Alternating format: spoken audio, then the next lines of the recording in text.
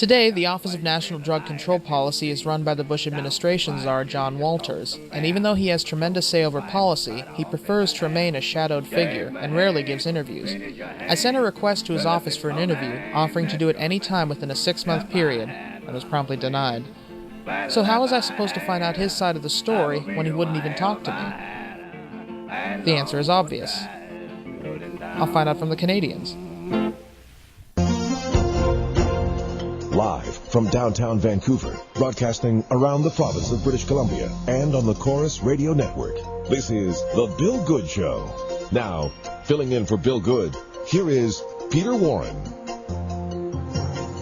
You've all heard the news stories today where people involved in the drug trade, particularly the marijuana trade into Canada, particularly in our own province of British Columbia, are now claiming, a la the tourist industry, hey, we're good for the local economy. We stay in 5-star hotels, we eat your food, we go to your hockey games, blah, blah, blah.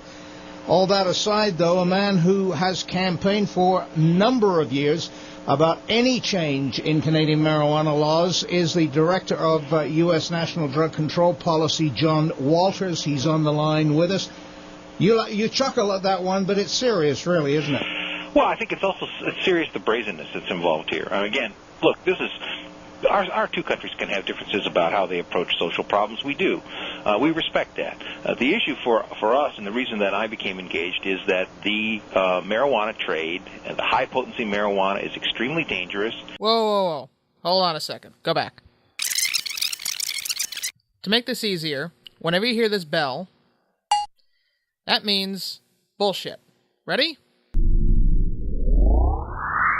It's really, isn't it? Well, I think it's also serious, the brazenness that's involved here. Again, look, this is our two countries can have differences about how they approach social problems. We do. We respect that. The issue for us, and the reason that I became engaged, is that the marijuana trade, and the high-potency marijuana, is extremely dangerous. Marijuana today is the single largest cause of addiction among the legal drugs, not the soft drug. It's 60% of what causes addiction. 23% of those who are addicted are teenagers in the United States. There are more of them seeking treatment for marijuana. Oh! Okay, that didn't work. Let's try it point by point instead. It's really, isn't it? Well, I think it's also serious, the brazenness that's involved here. Again, look, this is our two countries can have differences about how they approach social problems. We do. We respect that. The issue for us, and the reason that I became engaged, is that the marijuana trade, and the high-potency marijuana, is extremely dangerous.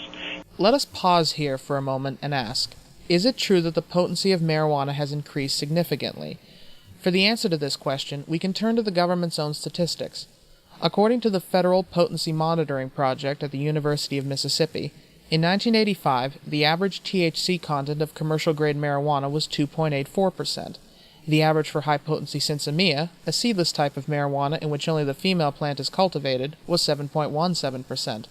Compared with 2001, commercial-grade marijuana averaged 4.72% THC, and the potency of sinsemilla in 2001 averaged 9.03%.